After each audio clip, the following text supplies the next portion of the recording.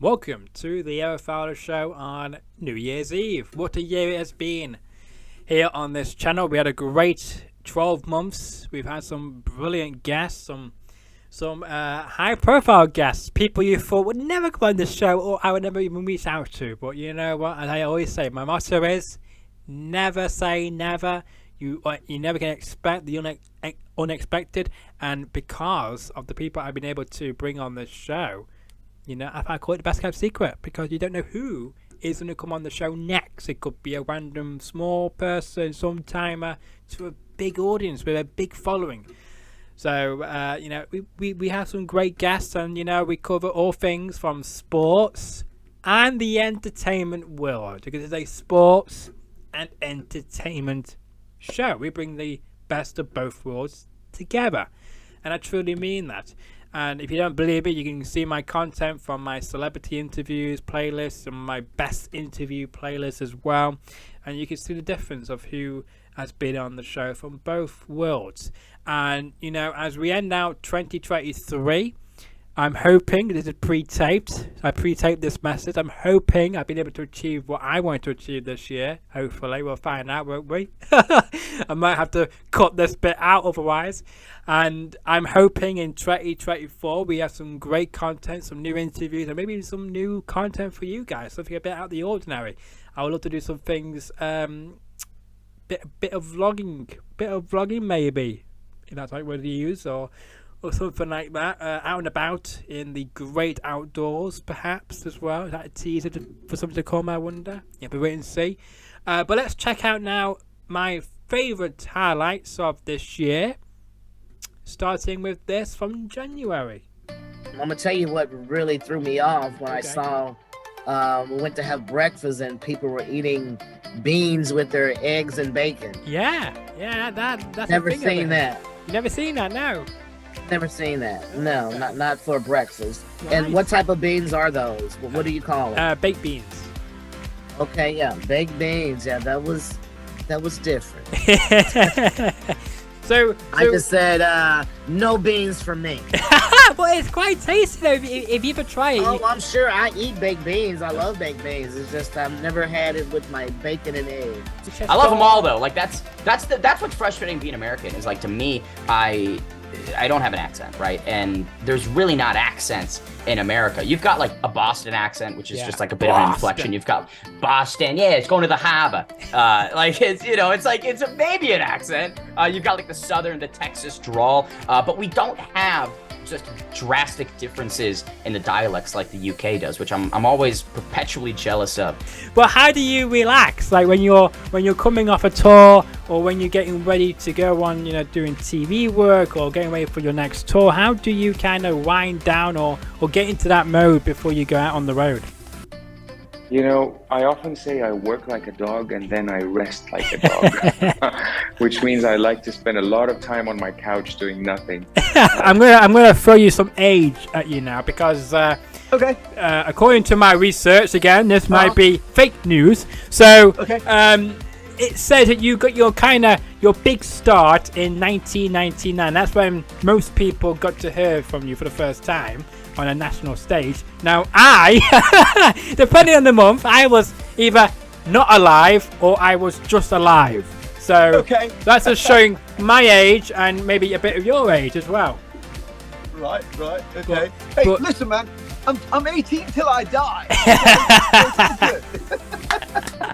I like that. Speaking about the UK, though, you've been here, you know, numbers of times. You know, what have you enjoyed all your times coming over to good old England, coming to Manchester, you know, and all that type of stuff? And what do you do when you come to the UK? Do you just stay in a hotel all day, or do you go a bit touring, or do you go shopping, or you know, go pubs or whatever? Well, I've actually done a little bit of all that.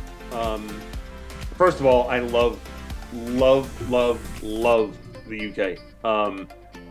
And it's funny because I don't like international travel, and like I'm like, no. And if I'm gonna fly there for work, it's my whole thing is like business class because look, I'm 6'4", like I go between 240 and 250. Like it's just I'm not going to fly like that across the pond if I don't have to. You know what I mean? Yeah, I know, I get that. And I think what culture I think they brought me over was at them a couple years ago.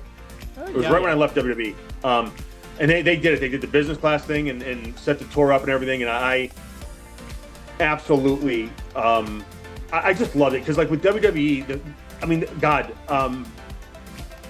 UK, the fans were always so cool to me. You know, I mean, like when I've gotten to meet them a little bit in person, but like every time I perform there, you know, because my character, it was very British humor. Because I grew up with a lot of British humor. One of my grandmother's favorite shows was Are You Being Served? Oh yes, and yes. Then I watched the Benny Hill show. Oh yeah. For a number of reasons, but then I would watch Monty Python. I'm a huge Monty Python fan.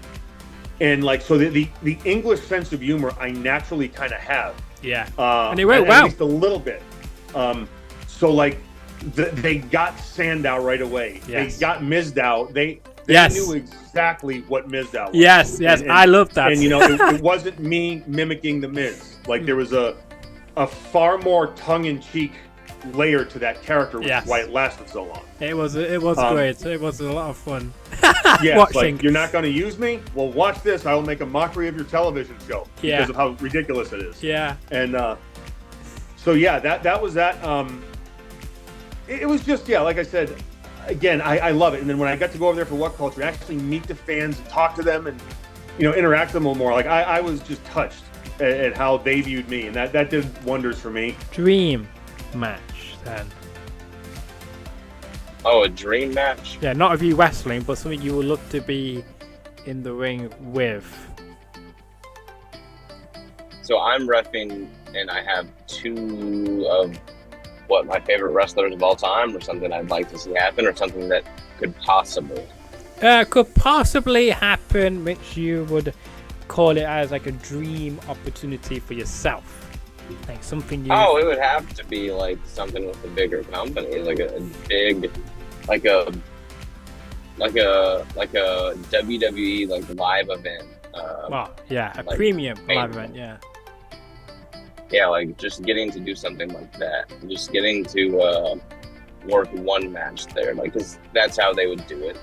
They would want to work me either in Florida at the Performance Center, or put me in a dark match on TV, like during the Monday Night Raw.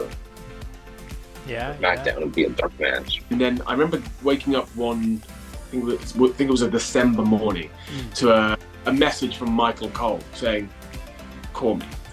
I was like, "Oh, okay." Wow. So I called him later that day. We had a conversation, talking about the UK tournament starting up, and he said, "Have you, have you ever done any ring announcing?" And I hadn't. Yeah. Absolutely hadn't. But you said yes, I bet, didn't you? Of course, maybe, yeah. You know in this job that you just say yes, and I've been in a ring, in a box ring, interviewing fighters. Yeah, so it's similar. Yeah, kind of similar. So I just said yes. He did at a later point, I think, asked me if I'd done any commentary. And I was pretty honest with him. I was like, no, not really, because I knew even then that, I hadn't done any commentary, and that was something I could easily sort of fall flat on. So that was the extent of my your yesing. Yeah, exactly, yeah. Right around the time where a lot of federal buildings in the United States were receiving a lot of bomb threats, and this man, I guess, walked into one of the federal buildings in Bluefield. Gotcha. Or the federal building in Bluefield, I should say, and essentially threatened in his duffel bag that he had a bomb, and that had the FBI and bomb squad and everybody, like state police, tons of agencies coming down. Oh wow. They actually, so I guess, and this is just the way it was explained to me. Yeah. The protocol for any explosive device, even if it's not explosive, so if they come up on this duffel bag and and this guy said there was a bomb in there, but it turns out it's just like a bunch of pillows, it could be. They're taking that as serious as a bomb. So they're going to take that duffel bag and they're going to do a controlled explosion of the duffel bag. And it turned out, this guy didn't have any explosives in there, but they still had to blow up the bag. So we're sitting there, and it's me and another reporter from the other station, another and two other reporters from the papers that were there, and we're just sitting there waiting, and then all of a sudden, like, and our memory cards only have they have 150 minutes of recording time. So we're sitting there on record. I'm recording for 25 minutes. I want to get the explosion. Yeah. Sound of it. And finally it happened after half an hour, and we were just all waiting there, and it ended up working out perfect. So next up is releasing new music. We're already working on the new singles and stuff to come out. I have a plan for the next 2 already. We're almost finished recording the next one. And then we do a bunch of fall shows. We're touring all throughout October, starting a week and a half already from now, so not a lot of downtime. And then the end of the year gets even busier. Every year for the last 7 years, I've done a very big Christmas show, Christmas spectacular show in New York. It's become Toys for Tots' largest fundraiser of the entire season. And it's grown from a little tiny dream of mine to selling out 1,200 seats a year with a waiting list. So it's been an incredible journey, that show. It's called Jessica Lynn's A Very Merry Country Christmas. You can see the whole show from last year and the year before on YouTube. And this year we are taking it on the road in a very big way. So our Christmas tour will start on Thanksgiving, actually. So I will be gone all winter. But I mean, who are the sort of people maybe your sporting style has maybe inspired you from the wrestling side of things, or maybe even from the football world? Yeah, when I used to remember when I was younger, I wanted to be like Scott Steiner. Oh yeah. So I used to watch him coming out to the ring, and I didn't know what art was back then. And then I used to be like, can't wait to be like him when I'm older in the head, Harley. Oh, crazy. Do you kiss your muscle like he does as well, or not? No. You don't do that. You keep that bit out, so don't blame you. I might be asking, how many tables have you got for the show? Are people a lot, or you just thought maybe 1 or 2? Or? Well, in theory, we only need 1, right? Because, but I've seen enough independent wrestling to know that tables may not break.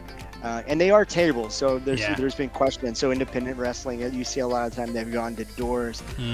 Well, that was questioned, wasn't it, as well in the post when you first announced it? Someone did say, "Is it going to be real tables or just doors?" As well. So it's going to be tables, and they're going to be tables. I will imagine I can find at least 2. Tables have gotten expensive after the pandemic, so I'm going to do my best to find as many as I can with the budget that I have. So I would have. I'm worried because there's kind of like a balcony you could get to in this building. Oh no! That I don't know that Josh Bishop has figured that out. Hopefully, I hope he's watching this, but I also hope he's not watching this because I don't want to give him any ideas. But just as a kind of hardcore wrestling fan, part of me is like, it'd be awesome if someone going through 3 tables off of that thing. Well, maybe. But then as the promoter who's responsible, I'm like, I don't want to see anybody go through 3 tables. Well, maybe we should see you go through the 3 tables instead. That'd be quite good. No. I've got a list of ex-girlfriends that probably would want to see me go through that stack of tables, but I don't think any ticket-buying customers want to see me. They'd rather see Ron Mathis or Joshua Bishop go through that table. But I also wanted to blend it with unique matchups, see people that you wouldn't see face. Like our first show, we had Congo Kong and Don Moss, and those 2 guys run different circles on the independent scene. You never see them talk, but we got to see them wrestle each other. So seeing those kind of matches, like we had one on our last show, was Jake Oman and Jason Kincaid, and they put on a clinic, but never stepped forth in the ring together before XCF. I want to put matches together that people don't get to see happen very often, or those rare, unique matchups, things you don't ever see, and also blend together some of the XF originals, some of those guys with some of these indie vets, and get some good combinations for them to learn as well. Happened to be on the star committee to nominate people for a star.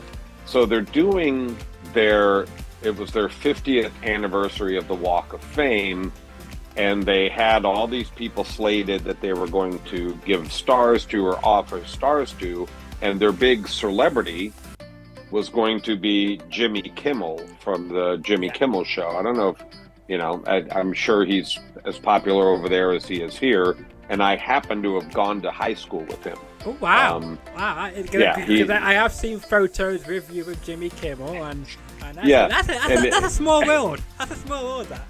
And you get to say as well, when you go to Indianapolis, you can say, Indianapolis, or something like that, you know, type of thing. Because of the famous person who lives there called Pat McAfee, and he always says on his show. Oh, yeah. Oh, you know who he is? That's good to know. Of course you do, because you're NFL fan. Of course you do. So he always says, Indiana! Something like that, he says. So at least you get to say that when you go there. You could open your show I'll like try it out. Yeah, I'll try it out. Yeah, see what the reaction is. Yeah, and if you don't like it, just say, I've thought of it. Yeah, right. I'll blame it on some British guy. Yeah. Is a movie that they filmed around where I live at in Louisville, Kentucky, called Millie, I think it's called. Okay.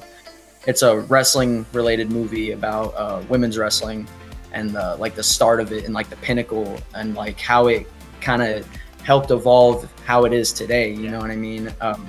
And I had like a little small part in there as like an old timey carnival referee. So I can hopefully put that on there, and you know that can be some updated footage that I have for myself. Yeah, exactly, and at least you can now bring those two worlds together for this exciting part. I thought it was amazing. I was like, this is crazy. That, you know, I'm crossing my referee gig into my acting days. Yeah. Say Al Perez band because there is a couple of Al Perez's in the world. One was a famous wrestler from America. Yes. So if you Google me, you'll find Al Perez. And I'm not an ex-pro wrestler. No, we should mention that. Yeah, I should mention at the beginning that this is not the pro wrestler. I have had some pro wrestlers on this channel, but of course, you're not. I would wear a mask. I would do it. No, I'm joking. No, it's funny. People are like, "Why do I keep coming to this pro wrestler?" I'm like, well, I don't know. And my music video background, actually, it was really exciting because I just got a Hollywood Music and Media Award nomination. Congratulations. Thank you. So I was really excited to go to the award show and be surrounded by a lot of my colleagues and connect with some old friends, meet some new ones. So it was definitely a great event. Oh, I mean, I would love to collab with a few people. You know, I definitely love, like, one of my biggest inspirations is probably Nessa Barrett. I really love her and her music and her imagery that she plays through hers. So she's definitely one of my favorite artists. Would love to collab with that if that ever came to fruition, but she's amazing. But I also really love Halsey. Halsey's a really big influence on my music as well. Elise, she's a little bit more of a up and coming, but she's truly amazing. Yeah, definitely. Zombie's official Facebook page earlier today, they announced, earlier on this evening, they announced that Penny, on this day, 59 years ago, She's Not There peaked at number 2 on the Hot Billboard. So on this day, 59 years ago, who'd have thought on this day, 59 years later, you'd be talking to myself this evening? Well, I wouldn't have thought that. I wouldn't have thought I'd still be in the music business, that's for sure. Yeah? How long does it usually take you to come up with lyrics for a particular song for you guys? Is it quite like maybe a few days, or was it a few hour process type thing, or? It varies. I'm definitely the lyric guy in the band. I love writing. I've had a knack for it since I was very young, and just putting words together and using symbolism and creating these thoughts and putting them into music. That's my main thing. And this one, I think, the way it started was I had a lyrical idea for this, and Hunter, our guitar player and producer, I reached out to him and I was like, hey, I need a really heavy riff. I got I have this lyrical idea. I just need a heavy riff. So he sent a couple over to me, and I was like, nah, it's not heavy enough. They're good, but like I need something that stands out. Yeah. And the third one he sent was that opening riff, and I was just like, that's it. And then I just started writing. I think I spent a few hours that night just writing and putting lyrics and melodies over it, and it worked.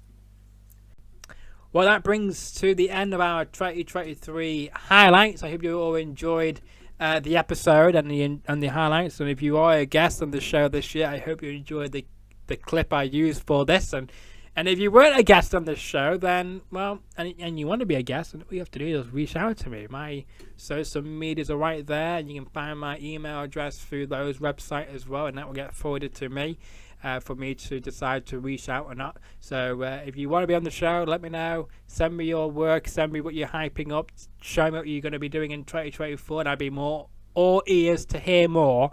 But until all then, enjoy the rest of your New Year's Eve, and I will look forward to seeing you all in 2024. So make sure to smash that like button, share the video around, tell me all about your favorite guests who have been on my show, the best kept secret here on YouTube.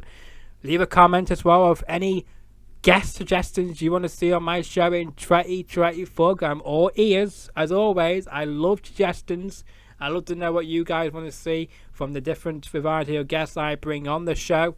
And as well, if you're new around here and you love this highlight video, then smash that subscribe button, because it takes 10 seconds or less to subscribe. And until the next episode will be in 2024, I hope you smash out 2023 and bring in 2024 with a bang.